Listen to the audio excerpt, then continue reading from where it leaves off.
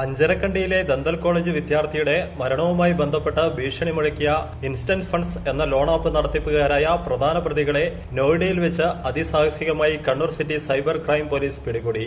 ഉത്തർപ്രദേശ് ഗാസിയാബാദ് സ്വദേശിയായ ഋഷികേഷ് തിവാരി, ഉത്തർപ്രദേശ് സ്വദേശിയായ പ്രശാന്ത് ഗേവൽ, ഹരിയാന ഫരീദാബാദ് സ്വദേശിയായ പ്രകാശ് ജയ് എന്നിവരാണ് പിടിയിലായത്. Kannur city police commissioner Nithin Raj IPSന്റെ നിർദ്ദേശപ്രകാരം Kannur city cyber crime police station SI Mithun SPയുടെ നേതൃത്വത്തിൽ CPOമാരായ സുനിൽ K, നിതിൻ രാജ് PK എന്നിവരാണ് നോയിഡയിൽ വെച്ച് പ്രതികളെ പിടികൂടിയത്. വിദ്യാർത്ഥിയുടെ അധ്യാപിക നൽകിയ പരാതിയിലാണ് നടപടിയുണ്ടായത്. വിദ്യാർത്ഥി ലോൺ ആപ്പ് വഴി കടമെടുക്കുകയും തിരിച്ചടയ്ക്കാത്തതിനെ തുടർന്ന് റഫറൻസ് എന്ന രീതിയിൽ നൽകിയിരുന്ന ടീച്ചറുടെ ഫോൺ നമ്പറിലേക്ക് നിരന്തരം കോളുകളും മെസ്സേജുകളും വരികയുമായിരുന്നു. പണമടച്ചില്ലെങ്കിൽ നിരന്തരം ശല്യപ്പെടുത്തുമെന്ന് ഭീഷണിപ്പെടുത്തിയ ഇവർ 1 മണിക്കൂറിൽ തന്നെ നിരവധി കോളുകൾ അധ്യാപികയ്ക്ക് ചെയ്തിരുന്നു. ഓരോ നമ്പർ ബ്ലോക്ക് ചെയ്താലും മറ്റ് നമ്പറുകളിൽ നിന്നും ശല്യം തുടർന്നു.